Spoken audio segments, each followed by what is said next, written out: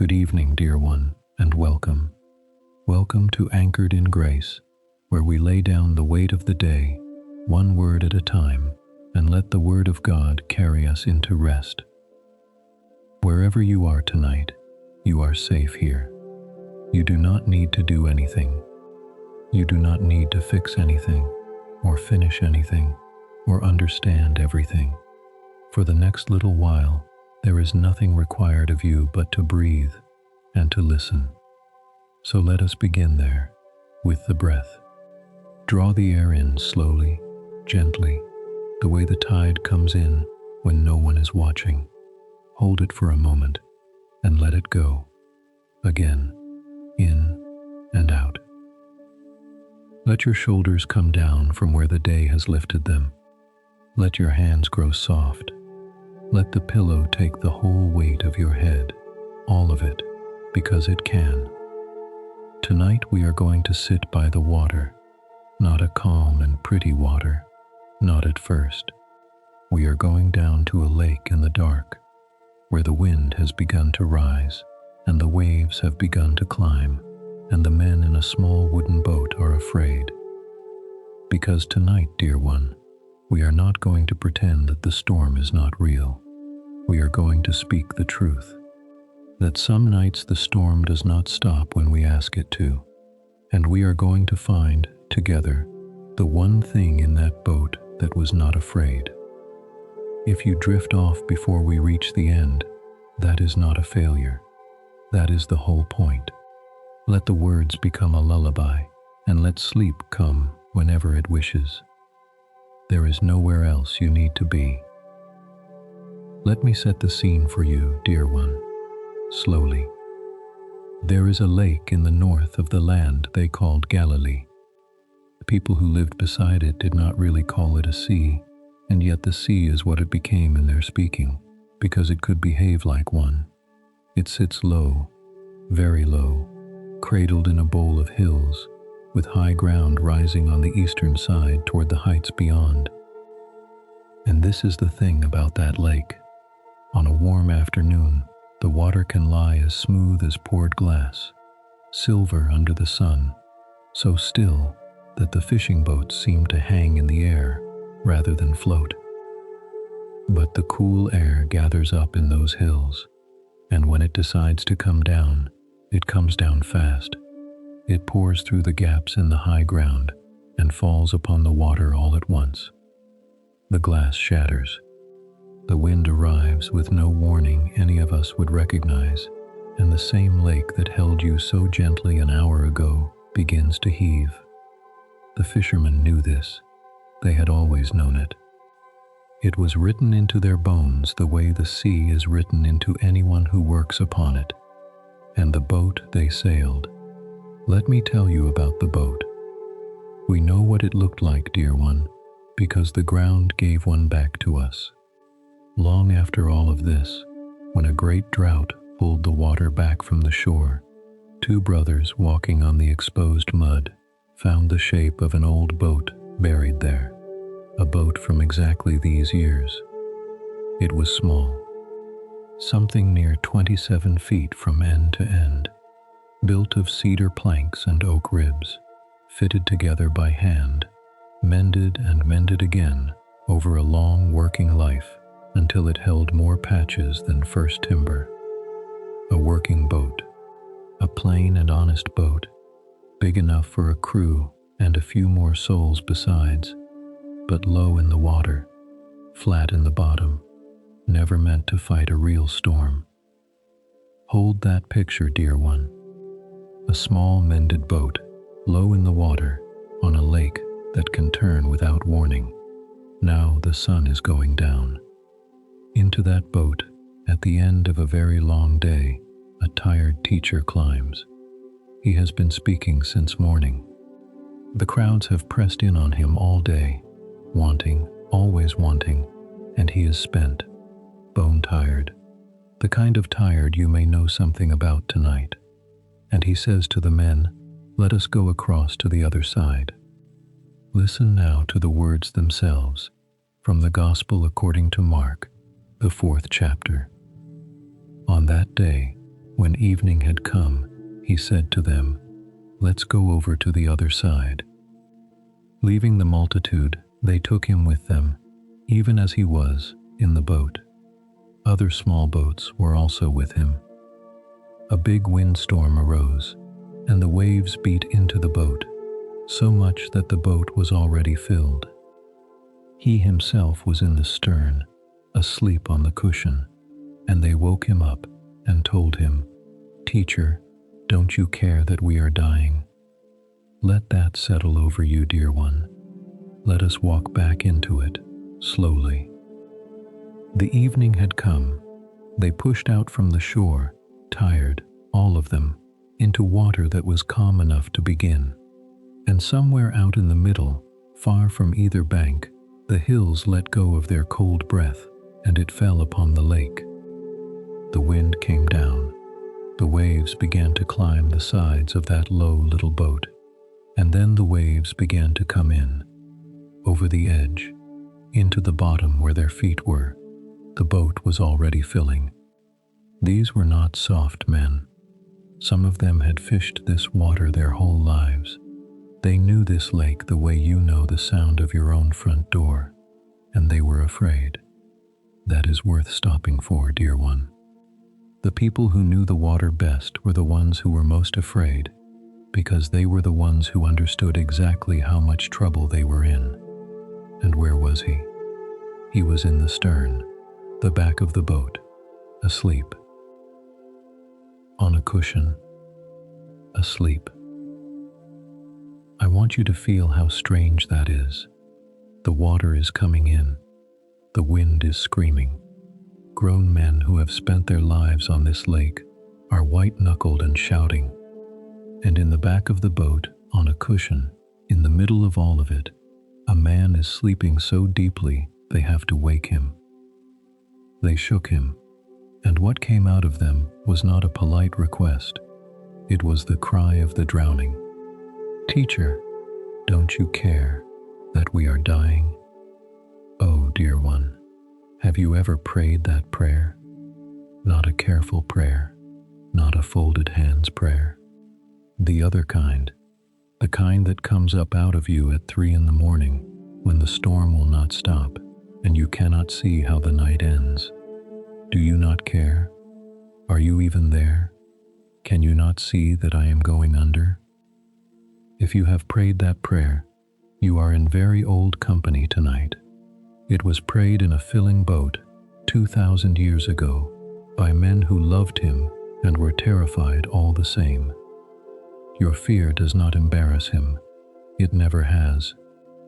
But hold on to the picture, because before we hear what he said to the storm, I want you to stay for just a moment longer with the strangest detail of all. He was asleep, not because he did not care. We will see, before this night is over, exactly how much he cared. He was asleep because he was not afraid. The very same wind that emptied every ounce of courage out of those seasoned fishermen did not disturb his rest at all. He slept in the storm the way a child sleeps in a house where someone else is keeping watch. And that, dear one, is the picture I want to lay beneath your head tonight, like a second pillow. There was one person in that boat who was at peace, not because the storm was small. The storm was not small. The boat was genuinely filling with water. The danger was completely real. He was at peace because his rest did not depend on the weather. We spend so much of our lives, dear one, waiting for the wind to stop before we will allow ourselves to rest. When this is settled, we say, "Then I will sleep," when I know how it turns out, when the water stops coming in. Then, and the trouble is that the wind on this lake does not always ask our permission. Some storms blow themselves out by morning, and some of them last. But here, tonight, in this boat, is a different way to rest. A rest that does not wait for the storm to end. A rest that lies down in the middle of it, on a cushion in the stern, and trusts that the boat is held by something the wind cannot reach. You do not have to solve your storm tonight, dear one. You truly do not. You are allowed to lay your head down while it is still blowing. Let us hear another word from an old song of the people, from the book of Psalms, the 89th Psalm. Listen. Yahweh, God of armies, who is a mighty one like you? You rule the pride of the sea. When its waves rise up, you calm them. You calm them. Long before there was a boat on Galilee, the people already knew this about their God, that the sea, the wild and rising sea that terrified every sailor in the ancient world, the very picture of everything that cannot be controlled, answered to him. When its waves rise up, you calm them. The men in the boat had sung that song. They had sung it as children, most likely, words worn smooth by generations. But it is one thing to sing about the God who rules the sea when you are safe and dry on the shore.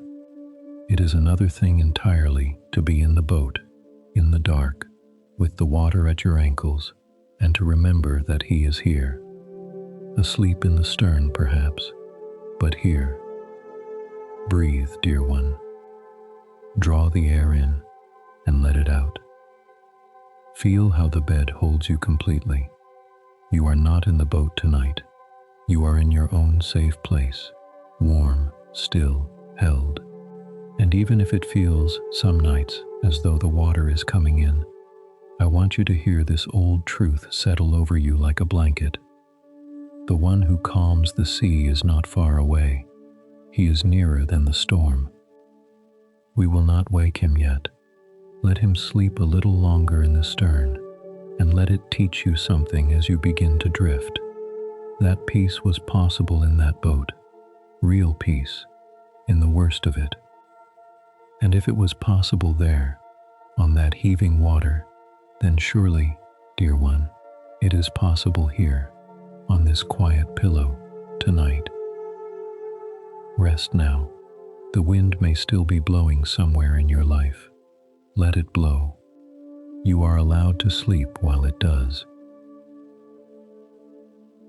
In the next part of our night, we will hear the cry of other sailors from long before, men who went down to the sea in ships and met a storm of their own, and we will hear what they found there. But for now, simply breathe and rest and let the boat be held. We will go on together, slowly, in a little while. Part 2. Those who go down to the sea. We left a man asleep in the stern of a small boat, dear one, on a lake that had turned wild in the dark. We are going to leave him there a little while longer, sleeping, at peace, while the wind does what the wind does. Because tonight, I want you to know that those frightened fishermen on Galilee were not the first to cry out from the middle of the water. Long, long before that night, other men went out to sea and met a storm, and someone wrote down what happened to them, and it became a song.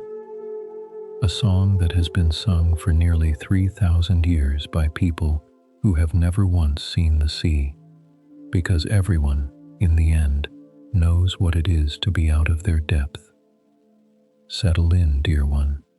Let the breath come slow, in and out. Let the mattress hold the whole length of you. There is nothing to carry now, nothing to hold up.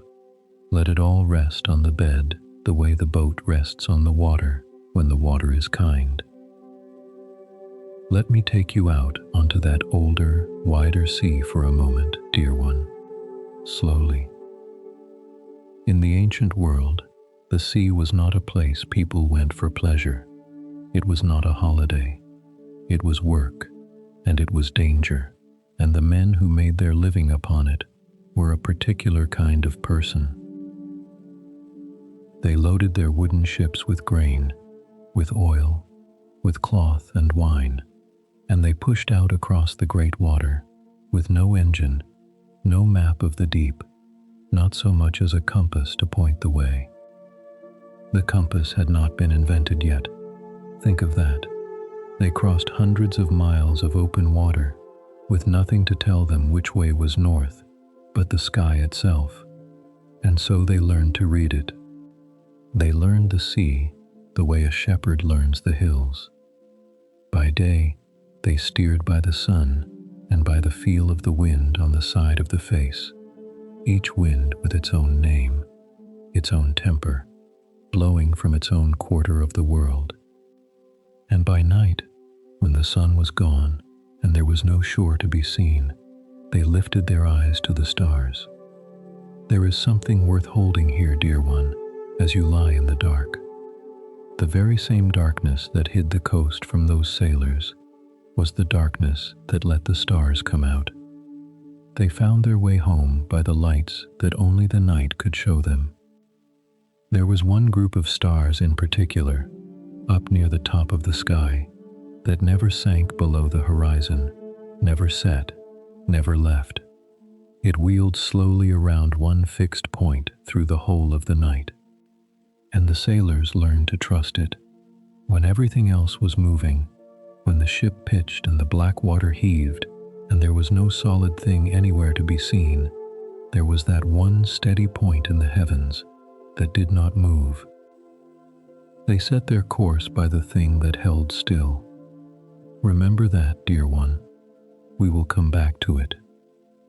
There is a fixed point above every storm, and it does not move, and you can steer by it even in the dark.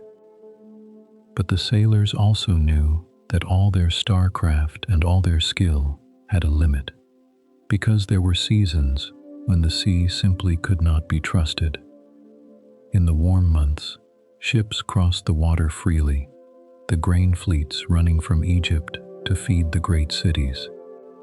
But when the year turned toward winter, when the winds grew wild and the sky closed over, the sailors knew. This was the season of storms.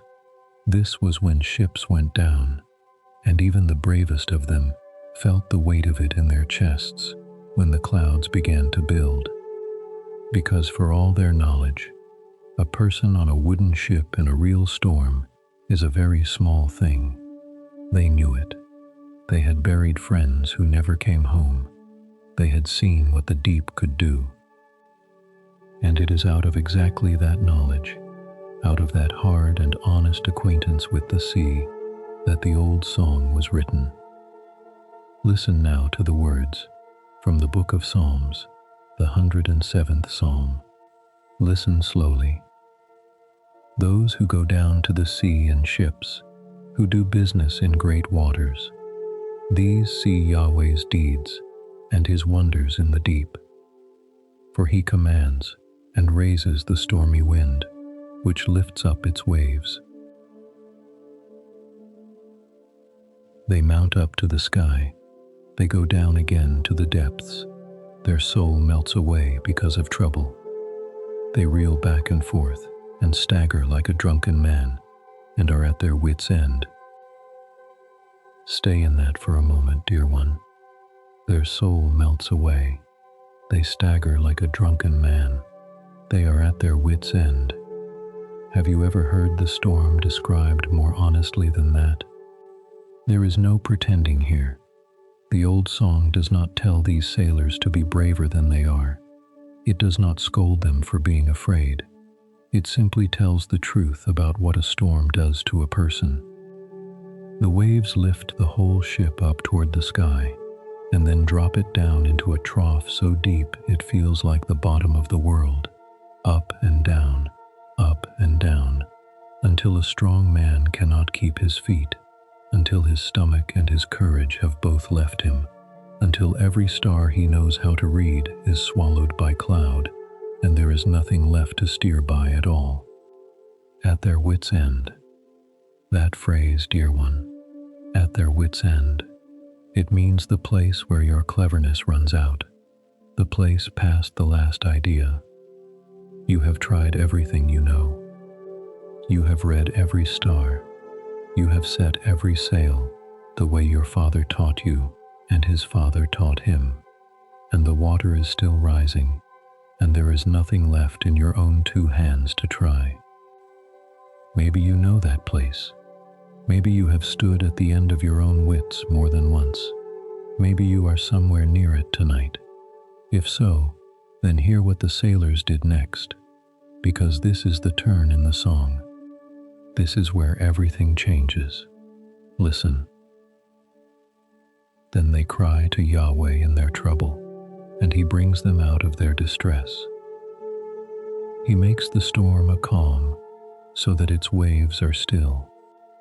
Then they are glad, because it is calm, so He brings them to their desired haven. He makes the storm a calm. Say it to yourself as you breathe out, dear one. He makes the storm a calm. Notice what they did. At their wits' end, with nothing left to try, they cried out. That was all. That was the whole of it. They did not find a clever solution. They did not outsail the wind or outmuscle the sea.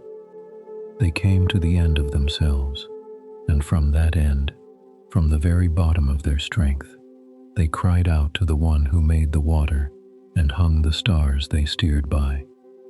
And He heard them. This is a tender thing to notice, dear one, as you lie here in the quiet. The crying out did not come first. It came last. It came after everything else had failed, and it was not too late. It is a strange and gentle mercy of these old songs that the prayer prayed at the very end, the prayer of the exhausted, the prayer that is barely more than a cry, is heard just as surely as any other. You do not have to pray beautifully to be heard. You do not have to have any strength left at all. The sailors had none. They simply cried, and He brought them out. He makes the storm a calm, so that its waves are still. There is that stillness again. Do you feel it beginning to gather, the way it did on the shore of Galilee, the way it does over this bed tonight? The waves that mounted up to the sky lie down. The water that staggered the ship grows smooth. The clouds pull back, and there, once more, is that fixed and steady star. And the sailors, who a moment ago were at their wits' end, are simply carried, quietly now, to the harbor they were longing for all along, their desired haven. What a phrase to hold as sleep comes near. The harbor they wanted, the still water inside the harbor wall, where the wind cannot reach and the ship can finally stop, and the ropes go slack, and a man can lie down at last on solid ground and close his eyes.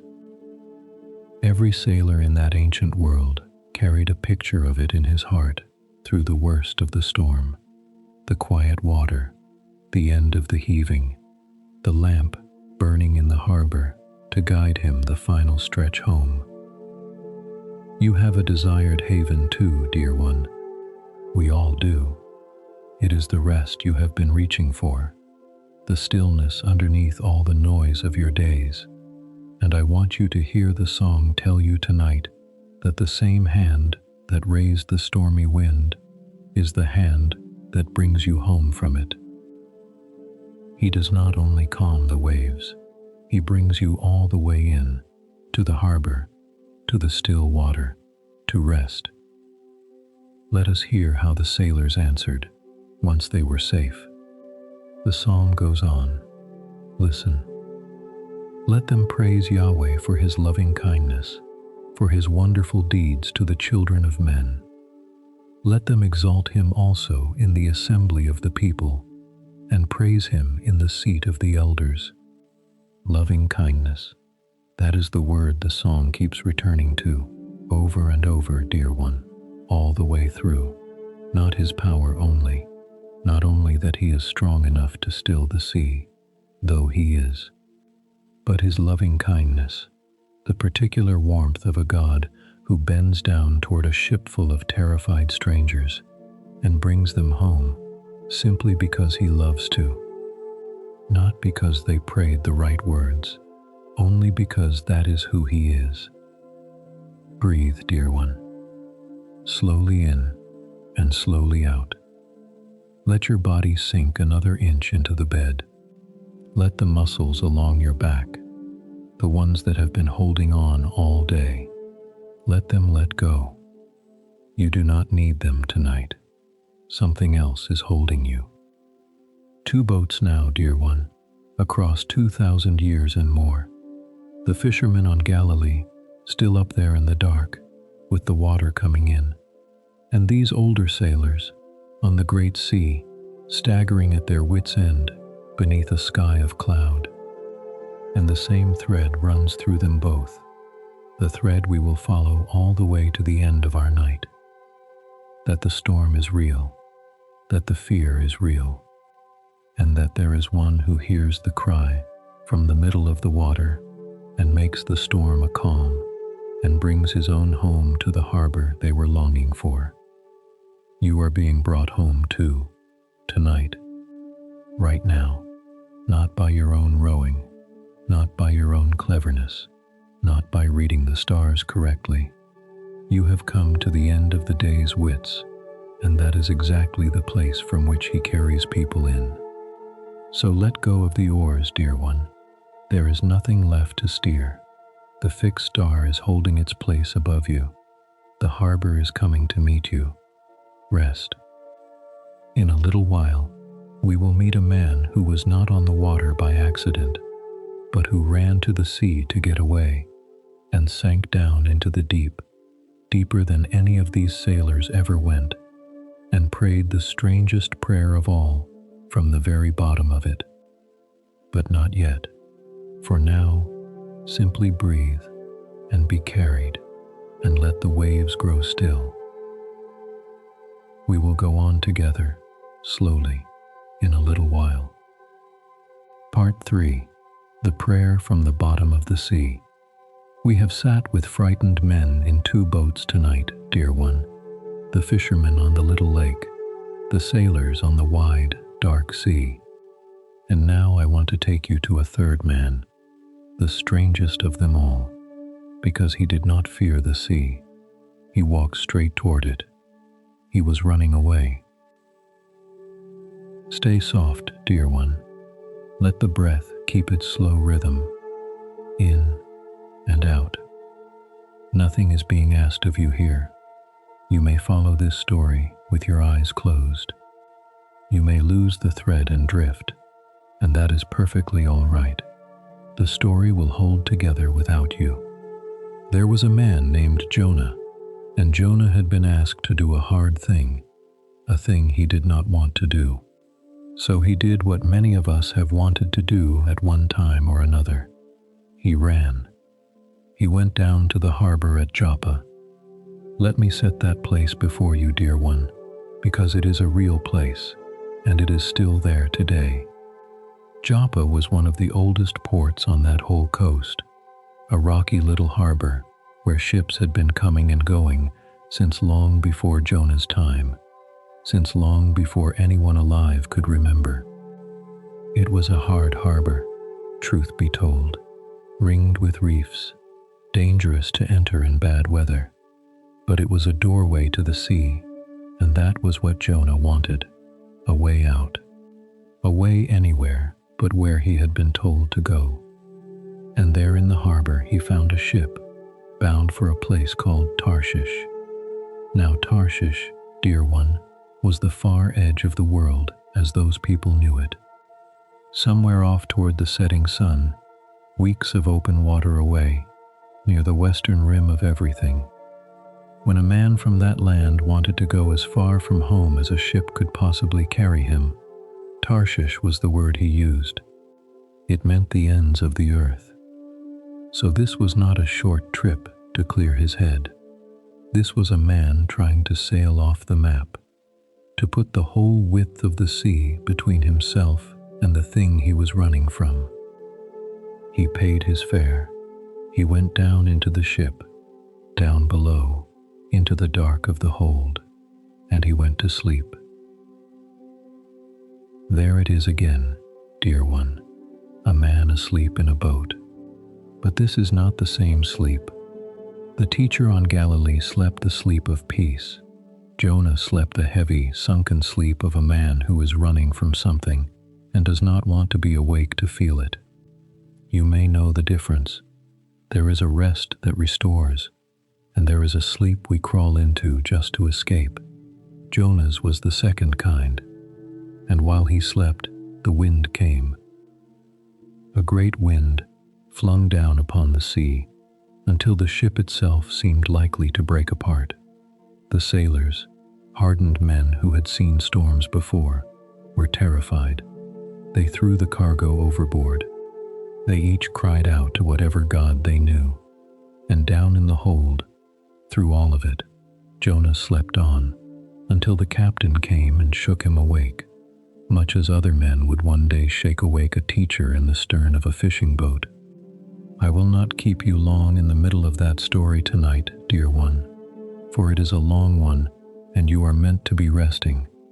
It is enough to know that the storm did not calm until Jonah did the thing he had been most afraid of. He let himself go over the side, into the water, into the deep, and the sea grew still the moment he did. But here is why I have brought you to him. Because what happened next is one of the tenderest surprises in all the old scriptures. Jonah did not drown. He sank, down and down, past where any of those Mediterranean sailors had ever gone, down to the very roots of the mountains under the sea. And there, in the darkest and deepest place a person could possibly be, farther from help than you or I can easily imagine, he prayed. Listen now to the words from the book of Jonah, the 2nd chapter. Listen slowly. I called because of my affliction to Yahweh. He answered me. Out of the belly of Sheol I cried. You heard my voice.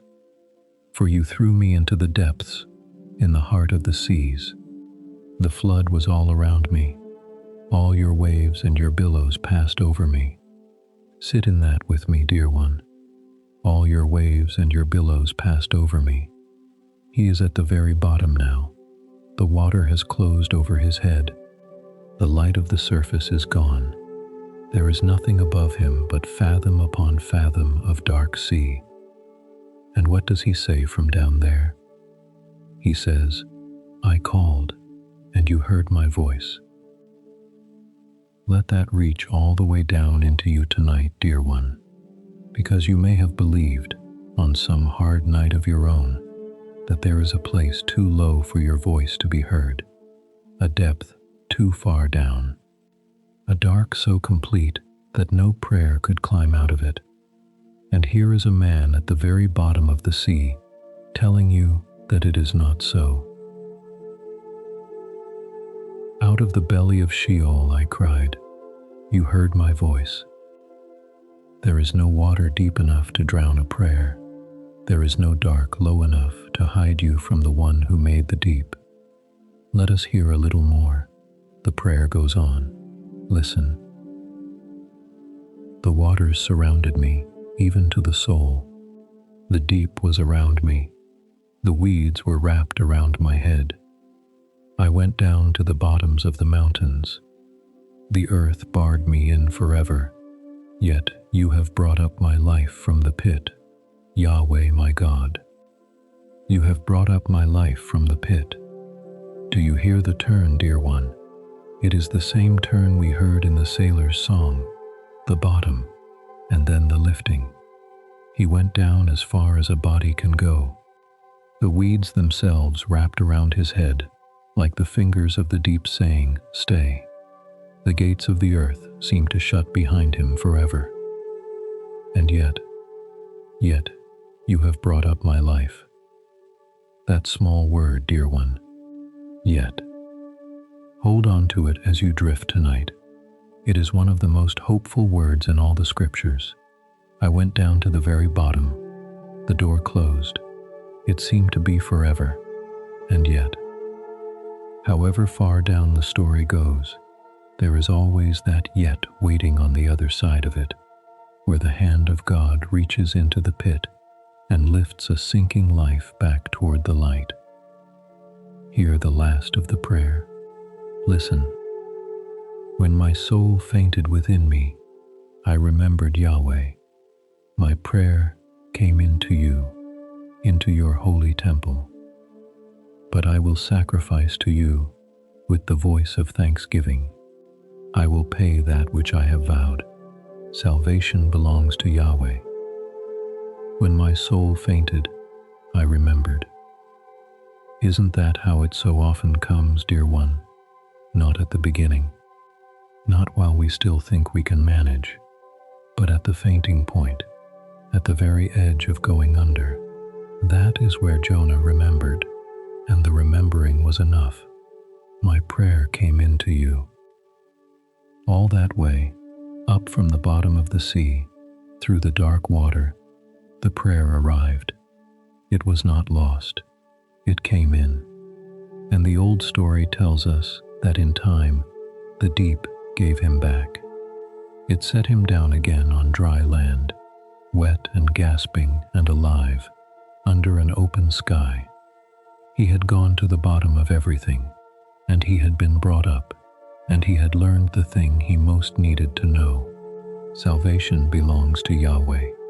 The lifting is his to do. It always was. Breathe, dear one, slowly in and slowly out. Perhaps you have felt, some nights, that you were sinking, that the water was closing over your head and the weeds were wrapping round, that the door had shut and it was forever. If you have felt that, then let Jonah's prayer be your prayer tonight, and let his yet be your yet. There is no pit so deep that the hand cannot reach it. There is no soul so far down that its faint whisper is not heard, clear and complete, the moment it is spoken.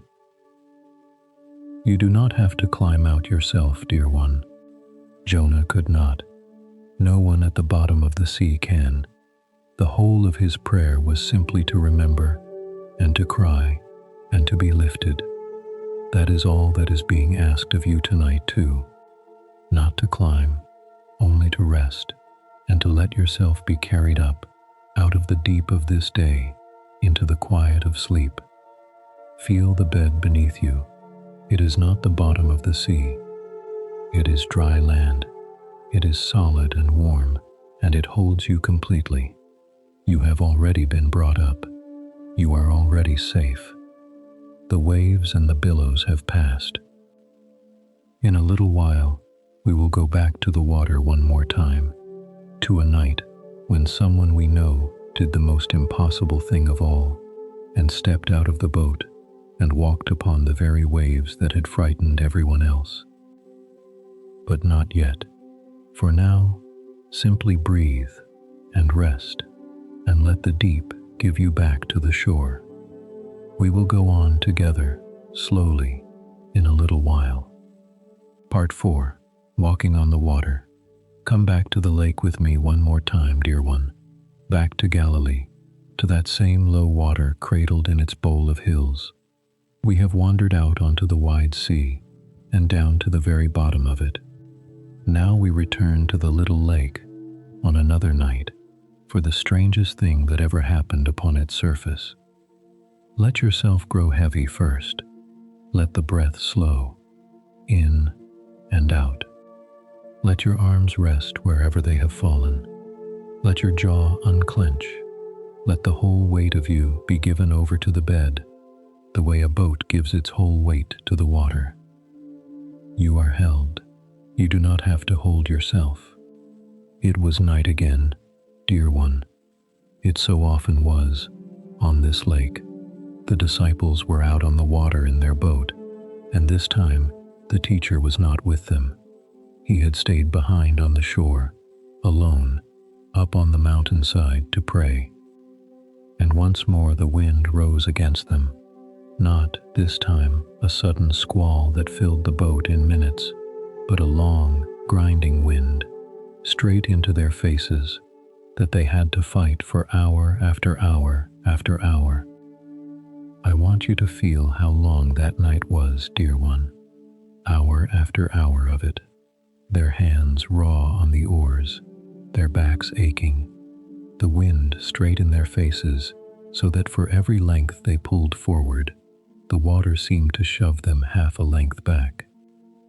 No moon, perhaps, or a moon lost behind cloud, just the black water and the black sky and the endless labor of 24 tired arms against a wind that would not let up. They were not in danger of sinking this time. It was worse in its own way. It was the slow, grinding kind of trouble, the kind that does not threaten to end you all at once, but simply wears you down, hour upon hour, until you forget there was ever any other way to be. You may know that kind of night, dear one, the trouble that does not kill you, but will not lift either, the long haul into the wind. Because the old account tells us exactly when he came to them, not in the first hour, not at the second. He came in the fourth watch of the night. Let me tell you what that means, because it matters. In those days, the night was divided into 4 long stretches, 4 watches, the way soldiers on guard duty would divide the darkness between them, each man taking his turn to stand awake while the others slept. The first watch came just after sunset, the second ran up to the middle of the night, the third came after midnight, the coldest, quietest, hardest stretch, when the body most wants to sleep. And the fourth watch, the last one, ran from somewhere in the small hours until the first gray light of dawn. The fourth watch, dear one, that is the hour he came, the very darkest part of the night, the stretch just before morning, when a person who has been awake and struggling for hours is at the very end of their strength, when the night has gone on so long it feels as though the sun has forgotten to rise at all. You may know that hour. 3 in the morning, 4, the hour when troubles feel biggest and hope feels thinnest, and you are certain you are the only soul awake in all the world. That is the hour he chose to come. So hold that, dear one, before we go on. He did not come at the beginning of their trouble. He let them row. He let the long hours pass, and then, in the fourth watch, at the bottom of the night, he came. He is not always early, by our reckoning, but he is never, ever too late. Listen now to the words from the Gospel according to Matthew, the 14th chapter. Listen slowly. In the fourth watch of the night, Jesus came to them, walking on the sea. When the disciples saw him walking on the sea, they were troubled, saying, "It's a ghost," and they cried out for fear. But immediately Jesus spoke to them, saying, "Cheer up, it is I, don't be afraid." Stay in that a moment, dear one. The very thing that should have comforted them frightened them at first. They saw a figure moving toward them across the tops of the waves, over the water that had been fighting them all night, and their first thought was terror, a ghost, a phantom on the storm. Isn't that so like us? Sometimes the help itself is so unexpected, arrives in such an unlikely shape, that we mistake it at first for one more thing to be afraid of. And into that fear he speaks 3 short things. Cheer up. It is I. Do not be afraid. It is I. The wind is still blowing, dear one. Notice that. He has not stilled it yet. The waves are still high. The night is still dark. But he is there, on the water, and his voice comes across it. And the first thing he wants them to know is not an explanation. It is simply his presence. It is I. I am here. Do not be afraid. And then, dear one of them does something no one has ever done before or since. Listen. Peter answered him and said, "Lord, if it is you, command me to come to you on the waters." He said, "Come." Peter stepped down from the boat and walked on the waters to come to Jesus. He walked on the water. Let that be strange to you for a moment. A fisherman, a man who knew exactly how water behaves, a man who had spent his whole life knowing that the sea does not hold you up, steps over the side of the boat in the middle of a storm, and the water holds him. Not because the storm had stopped. It had not. The wind was still tearing at him. The waves were still climbing. But his eyes were on the one who had said, "Come," and while they were, the impossible held firm beneath his feet. And then, dear one, the part of the story that every one of us knows in our bones. Listen. But when he saw that the wind was strong, he was afraid, and beginning to sink, he cried out, saying, "Lord, save me." Immediately, Jesus stretched out his hand, took hold of him, and said to him, "You of little faith, why did you doubt?" When he saw the wind, that is the moment it went wrong, dear one, and it is such a gentle, human moment. He took his eyes off the one who was holding him, and he looked at the storm instead. He saw how strong the wind was.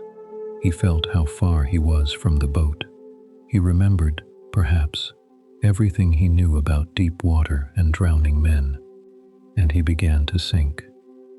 Do you remember, dear one, the sailors on the wide sea and the one fixed star that never set?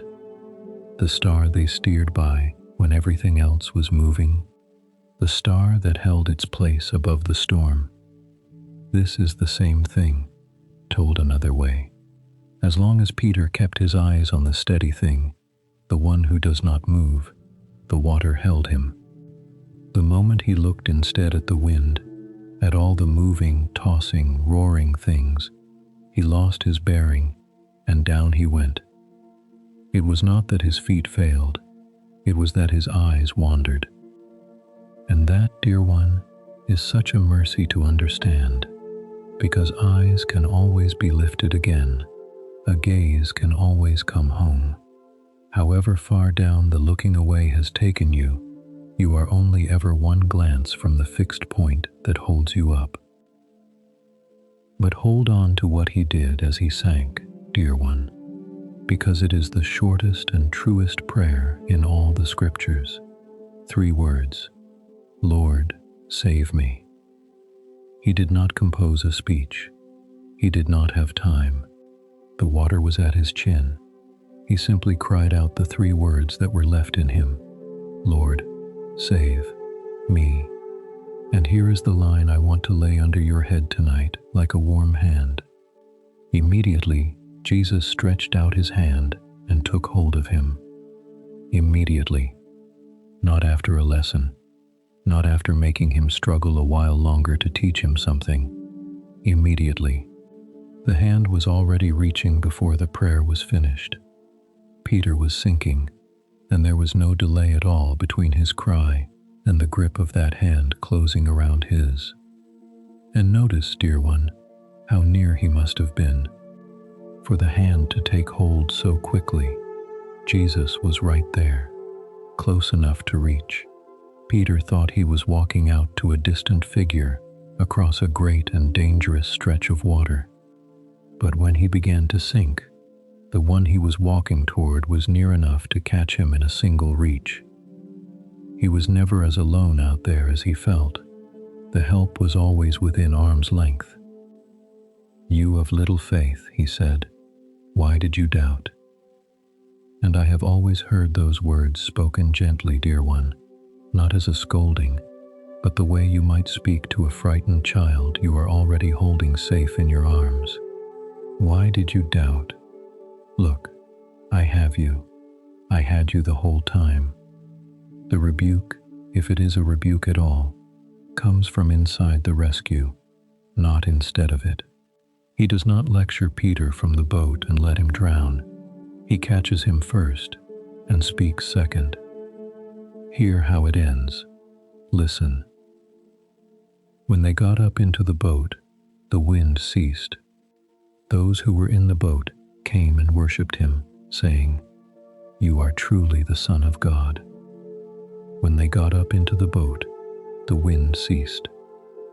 Only then, dear one, after the reaching, after the catching, after the two of them climbed back over the side together, the wet fisherman and the one who had held him up, only then did the wind lie down.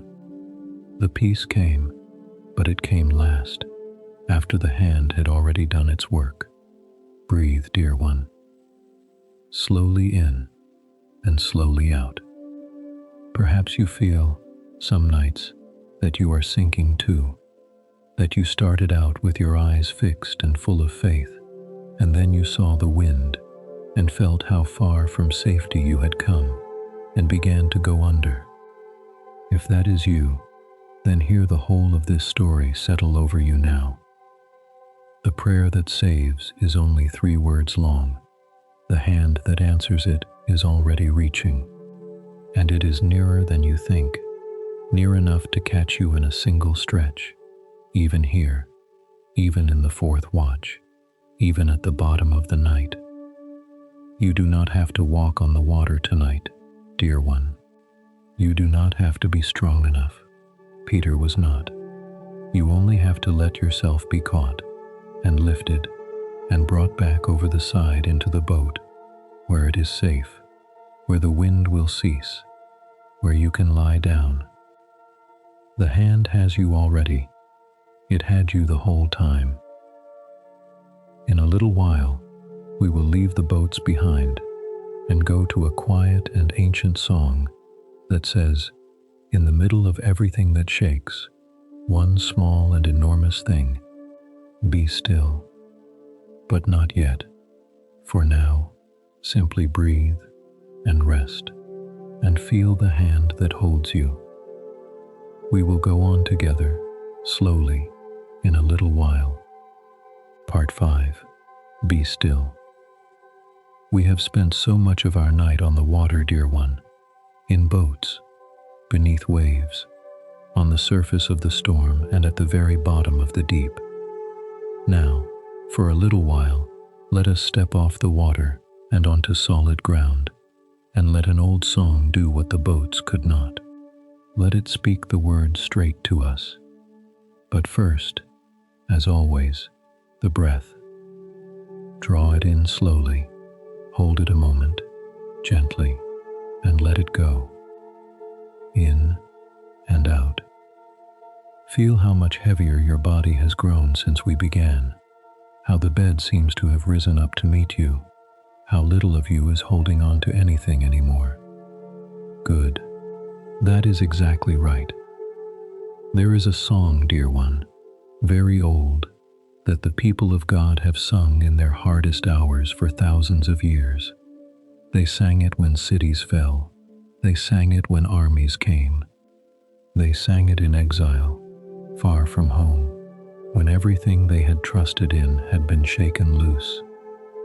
It is a song about the whole world coming apart, and about a peace that stands in the middle of it anyway. And it uses, of all things, the picture of the sea, the roaring, raging, mountain-swallowing sea, the very thing we have been afraid of all night. It takes that picture up, and it does something wonderful with it. Listen now to the words from the book of Psalms, the 46th Psalm. Listen slowly. God is our refuge and strength, a very present help in trouble. Therefore we won't be afraid, though the earth changes, though the mountains are shaken into the heart of the seas, though its waters roar and are troubled, though the mountains tremble with their swelling. Sit with that a moment, dear one. Though the mountains are shaken into the heart of the seas, this is the biggest storm in all the scriptures. It is bigger than Galilee, bigger than the sailor's sea, bigger than the deep that swallowed Jonah. This is the whole earth itself giving way, the mountains, the most solid and permanent things a person knows, the things that were there before your grandparents and will be there after your grandchildren. The mountains themselves are pictured sliding down into the roaring sea. Everything that could be shaken, shaking. Everything that felt permanent, coming loose. And what does the song say, right in the face of that? Therefore we will not be afraid. We will not be afraid because the mountains are safe. They are not. They are falling into the sea. We will not be afraid because nothing is changing. Everything is changing. The song does not promise you a world that never shakes, dear one. It never did. It promises you something better and stranger, a refuge that holds while the world shakes. A very present help in the trouble, not instead of it. A very present help. Turn that phrase over slowly as you lie here. Present, not distant. Not a help that has to travel to reach you. Not a help you must wait for. Present, already here, nearer than the shaking, nearer than the roaring water. As near, perhaps, as a hand that catches a sinking man before his prayer is even finished. Let us hear the middle of the song, where the roaring stops and something quiet takes its place. Listen. There is a river, the streams of which make the city of God glad, the holy place of the tents of the Most High. God is within her. She shall not be moved. God will help her at dawn. Do you hear the change, dear one? A moment ago it was all roaring sea and shaking mountains, and now, suddenly, there is a river. Not a raging sea, a river. Quiet streams, moving gently through the middle of the city, making it glad. This is the water that does not frighten, the still, deep, steady water that runs through the place where God dwells. All the roaring is on the outside, but inside, where He is, there is a river, and it is calm, and it is glad. And there is that word again, dear one, the one we keep meeting. God will help her at dawn, at the turning of the night, at the fourth watch, just when the darkness has gone on longest, just at the edge of first light, the help comes. It so often comes at dawn. Now hear the heart of the whole song, dear one, the line it was all built to carry. Listen very slowly. Be still and know that I am God. Be still. Let those 3 words rest on you like a hand laid gently on the shoulder. Be still. They are not spoken to a calm and peaceful world, dear one. Remember where we are in the song. The mountains are falling into the sea. The nations are in an uproar. Everything is shaking. And it is into all of that, into the very middle of the noise and the fear, that the voice says, be still. It is not the stillness of a place where nothing is wrong. It is the stillness of a child who has stopped struggling because she has finally realized she is being carried. It is the stillness of Peter once the hand had closed around his. It is the stillness of the teacher asleep in the stern, not because the storm was small, but because he knew whose hands the boat was in. Be still and know. The stillness comes first, and out of the stillness comes the knowing, not the other way around. You do not have to understand everything before you can rest. Sometimes you have to rest first, and let the knowing come after, in the quiet. Be still, and know that I am God. I am God, and you are not. And that, dear one, is not a hard word tonight. It is the softest word in the world. It means the holding of everything is not your job. The mountains are not yours to keep from falling. The sea is not yours to calm. The night is not yours to get through by the strength of your own arms. There is a God, and it is not you, and He is awake, and He is very present, and you may rest. Hear how the song closes. Listen. Yahweh of armies is with us. The God of Jacob is our refuge. He is with us. That is where it ends, dear one. Not with the storm explained, not with the mountains put back, simply with the fact that carries all the others. He is with us. The one who rules the raging sea is here, in the shaking, with us. There is one more short song I want to lay beside that one, dear one, before we rest. A very old one that takes the roaring sea, the same water that has frightened us all night, and lifts it up into something almost like music. Listen, from the book of Psalms, the 93rd Psalm. Yahweh reigns. He is clothed with majesty. Your throne is established from long ago. You are from everlasting. The floods have lifted up, Yahweh. The floods have lifted up, Yahweh. The floods have lifted up, Yahweh. The floods have lifted up, Yahweh. The floods have lifted up, Yahweh. The floods have lifted up, Yahweh. The floods have lifted up, Yahweh. The floods have lifted up, Yahweh. The floods have lifted up, Yahweh. The mighty breakers of the sea. Yahweh on high is mighty. Hear what the old song is doing, dear one. The floods lift up their voice. The waters roar. The great breakers crash and crash. All the noise we have been afraid of all night long.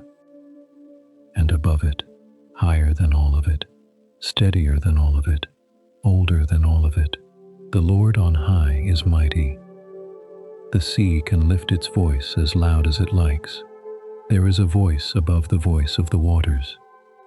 A throne established from long ago, before the sea was ever made, that no wave has ever reached, and no storm has ever shaken. From everlasting, the song says, He was there before the water. He will be there after it grows still, and He is higher, always, than the loudest thing in your night. Breathe, dear one, slowly in and slowly out. Let the last of the holding go out of you with the breath. Let your hands lie open. Let the whole weight of the day, the whole weight of everything you have been trying to keep from falling, settle down into the arms that are already underneath you. Be still and know. The mountains may be shaking somewhere in your life tonight, dear one. Perhaps something you thought was permanent has come loose. Perhaps the ground itself does not feel solid anymore. But there is a river running quiet through the middle of it all, where He is, and it is glad, and it is calm, and you are invited to lie down beside it and be still. You do not have to hold the mountains up. You never did. In a little while, we will come to the last of our night, and to the gentlest word of all, a word spoken to people who had to pass through deep waters, telling them what would be true of them when they did. And we will follow the still water all the way home, but not yet. For now, simply breathe and be still, and know that you are held. We will go on together, slowly, in a little while. Part 6. When you pass through the waters. We have come to the last of our night, dear one. You have traveled a long way over the water to get here, through the squall on the little lake, across the wide and ancient sea, down to the very bottom of the deep, and up again, out onto the waves in the fourth watch, and back into the boat, and onto the solid ground, where an old song told you to be still. You have come so far, and now there is nothing left to do but rest. Let the breath come one more time, slow and deep, in and out, and let it grow slower still. Do not hold anything now. not your thoughts, not the day, not even these words. Let them wash over you like quiet water, and let yourself begin, gently, to drift. Do you remember, dear one, how we began? A lake in the dark, a small mended boat low in the water, the wind pouring down out of the hills, and the waves climbing, and one man asleep in the stern on a cushion, at peace in the middle of it all. We never did go back to wake him. Let me tell you now how that night ended. They woke him, frightened, crying out that they were going to die, and he rose up in the stern. Hear the moment itself now, dear one, from the Gospel according to Mark, the 4th chapter, where our night began. Listen. He awoke and rebuked the wind and said to the sea, "Peace, be still." The wind ceased, and there was a great calm. He said to them, "Why are you so afraid? How is it that you have no faith? Peace, be still." He spoke to the wind and to the sea the way you might speak to a child who has been crying too long. And the wind ceased, and there was a great calm. A great calm, dear one. The water that had been climbing into the boat lay down flat. The wind that had been screaming simply stopped. And the same lake that had been trying to drown them became a sheet of dark, still glass, with the clouds pulling back, and here and there a star coming out again, reflected on the surface, until you could not quite tell the water from the sky. And notice, dear one, where the fear was. "Why are you so afraid?" he asked them, after the sea lay down. Not because their fear had angered him, but because, all along, the very thing that could quiet the storm had been in the boat with them the entire time. Asleep, yes, but there, never once absent, never once out of reach. The calm had been in the boat before the storm ever began. That is the picture I have been carrying toward you all night, dear one. The still water under the opening sky. The great calm. Hold it now, as you drift, like a smooth, dark mirror, with the stars laid gently upon it. And hear the tenderest word of all, saved for the very end. From the book of Isaiah, the 43rd chapter. Listen slowly. But now Yahweh who created you says, and he who formed you, don't be afraid, for I have redeemed you. I have called you by your name. You are mine. When you pass through the waters, I will be with you, and through the rivers, they will not overflow you. When you walk through the fire, you will not be burned, and flame will not scorch you. For I am Yahweh your God, the Holy One of Israel, your Savior. Rest in those words, dear one. When you pass through the waters, I will be with you. Notice what it does not say. It does not say, you will never pass through the waters. It does not promise you a life with no deep places, no rivers to cross, no fire to walk through. The waters are still there in the promise. The promise simply says, you will not pass through them alone. I will be with you.